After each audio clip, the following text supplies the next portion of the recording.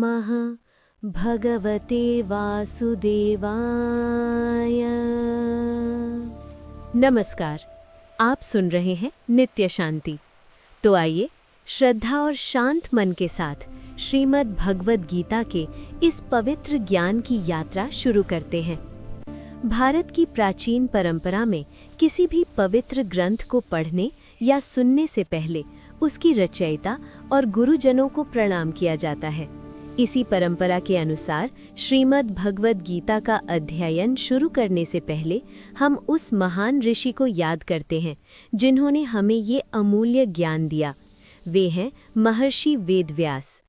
महर्षि वेदव्यास भारतीय ज्ञान परंपरा के सबसे महान ऋषियों में से एक माने जाते हैं।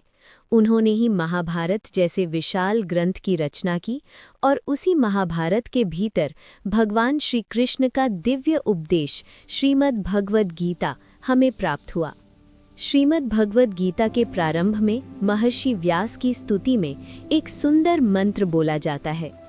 नमोस्तु ते व्यास विशाल बुद्धे फुल्लारविन्दायत पत्र नेत्र येन त्वया भारत तैलपूर्णः प्रज्वालितो ज्ञानमयः प्रदीपः।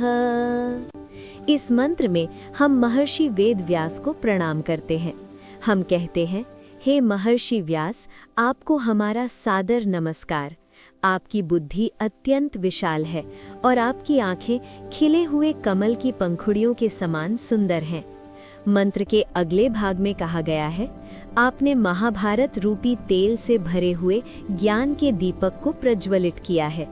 ये दीपक केवल एक ग्रंथ नहीं है, ये मानव जीवन के लिए मार्गदर्शन करने वाला एक दिव्य प्रकाश है।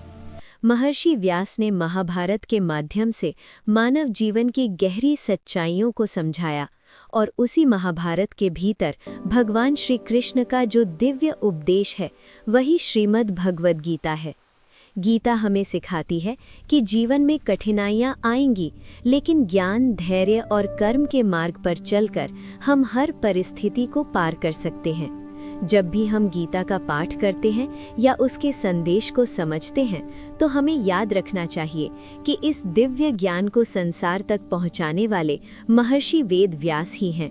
इसलिए गीता का अध्ययन शुरू करने से पहले हम श्रद्धा से महर्षि वेद व्यास को प्रणाम करते हैं। उनके द्वारा जलाया गया ये ज्ञान का दीपक आज भी पूरे संसार को आध्यात्मिक प्रकाश दे रहा है। आइए हम भी महर्षि वेदव्यास को नमन करें और उनके दिए हुए ज्ञान को अपने जीवन में अपनाने का प्रयास करें। यदि आपको ये आध्यात्मिक कथा और गीता का संदेश अच्छा लगा हो तो इसे अपने मित्रों और परिवार के साथ अवश्य साझा करें। अगले भाग में हम गीता अध्याय 1 को समझेंगे। तब तक के लिए अपने जीवन में ज्ञान का दीप जलाए रखें। ओम शांति शांति शांति।